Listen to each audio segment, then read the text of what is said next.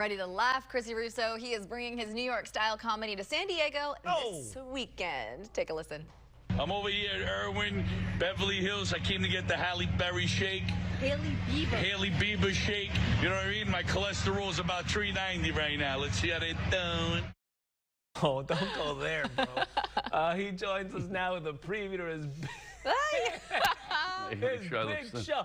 Lil Mo Mozzarella's in the house. Is it Lil Mo Mozzarella or is it Lil Mo Mozzarella? Little Mo Mozzarella, how you doing?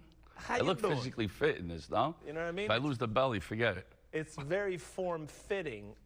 Where'd that nickname come from, dude? What? Well, my father always called me Mo. It was my father's nickname. My grandfather, I guess, called him that, so he called me that. And we call everybody Mo in New York. So I say it to everybody. I like One it. of my buddies, he doesn't even know my real name, I think. I know him 20 years. So you ever see Do the Right Thing with Spike Lee? Of course. So you know when the guy goes, put some more mozzarella on it. Put some more- When he goes with the slice, put a little more mozzarella on Lil it. Mo Mozzarella. Yeah, that's Hey, kind of half the story, but I like it. that's where we got it from, I yeah. like it. So you decided to mosey into an Erewhon, and now you're here in San Diego. Your impressions of the whole Cali scene, I can only imagine. San Diego is different. I mean, to me, San Diego is beautiful. LA, you know, I feel like you kind of have to know where to go, and I feel like San Diego is like, you know, you kind of just go and walk, and it's beautiful. And I haven't seen a part of San Diego I don't like, you know. Look at Yeah. you. You know, flattery will get you everywhere is what I You look sharp, bro. Let me tell Oh, you. I appreciate that. I like the glasses over there. I like the glasses over He here. showed up today for you. Hey, you don't know nothing. I'm like a wannabe. You ever run into these people Yes. who grew up in Southern California and they're like these like wannabe New Yorkers who always felt they should have lived in New York but never lived in New York but go all the time and think they belong and they really don't? Talk to me. So that's the thing we joke about in our neighborhood. You know, my neighborhood was predominantly Italian neighborhood. Yeah. And, you know, when you see guys, or even if they go to Mulberry Street in Little Italy, you know, these guys could be from Scandinavia and they start smoking 12-inch cigars. You know, let me get a chicken cutlet parmesan, fresh mozzarella, you know. Yeah. I love it. Yeah, but it's all love. It's all good, It's right? love, yeah, but they transform a little bit. You can't help yourself. Well, you can't help it. You can't There help are many versions of Raul, I will Yes. say, on the station. On the morning show we get. Hey, watch your mouth.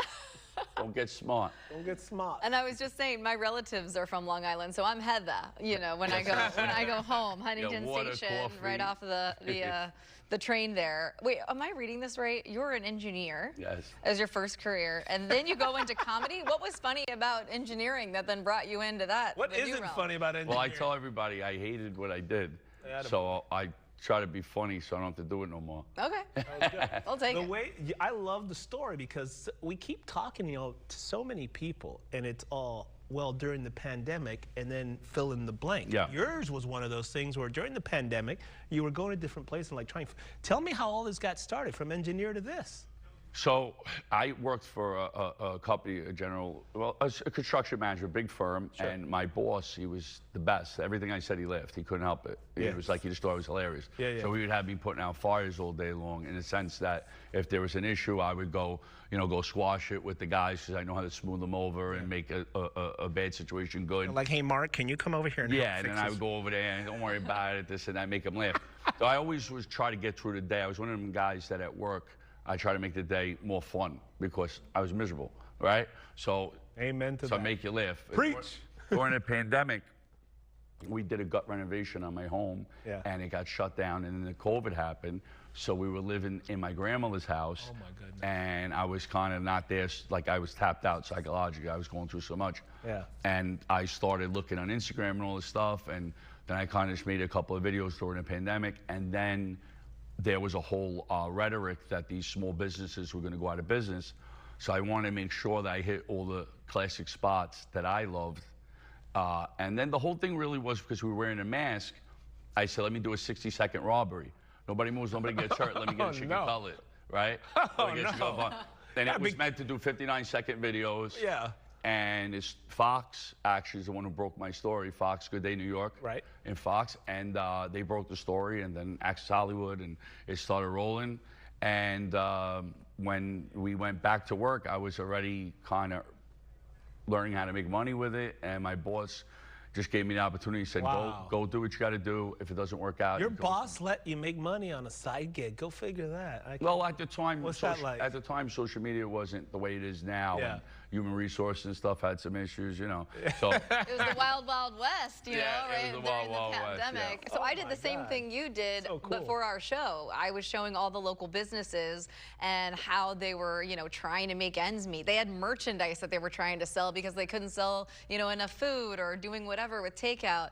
I didn't become as popular. I'm not funny, so Well, it there's didn't work. Two things that I think are very interesting. One, I think that people look at me in the food space as a foodie. My intent wasn't to show the food, it was to Right. show the personnel. Yeah. The people that work there. Cool. I wanted to brighten the day of the people that work there. And support the small And business. food was the medium. Yeah. You know, of the, you know what I mean? Yeah. Right? I love this, man. And now it's like a full-on, you're touring. This is cool. I mean, That's an interesting story. The tour is interesting, yes. How did this? Look at you. I wanted to pivot. I wanted to go outside my comfort zone. When I signed to my agency, one of my agents, a comedy agent, he's the man. He's a hard worker. He kept pushing me, and we actually our first show we ever did, we sold out. I was supposed to do 20 minutes. One of the headlines didn't show. I had to do 43 minutes. Oh my gosh. And God. then he said, that wasn't that bad. I think I could get you more shows. That turned into 40 shows. We sold out 38.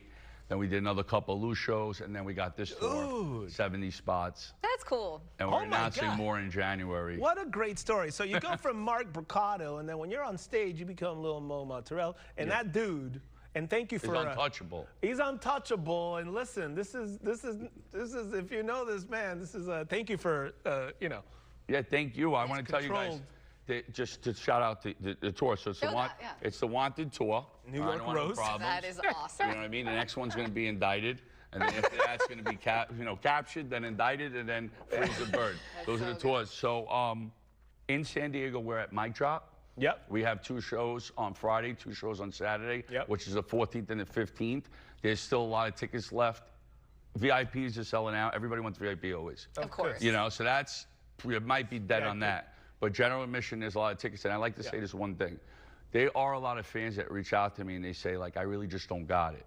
If somebody sincerely don't have the money for a ticket, reach out. I'll make sure you're at the show. at this guy. Those are the type of fans I want. That's You New were- York right there. That's the Bronx. No, Brooklyn originally, Brooklyn? Queens. I live in Queens.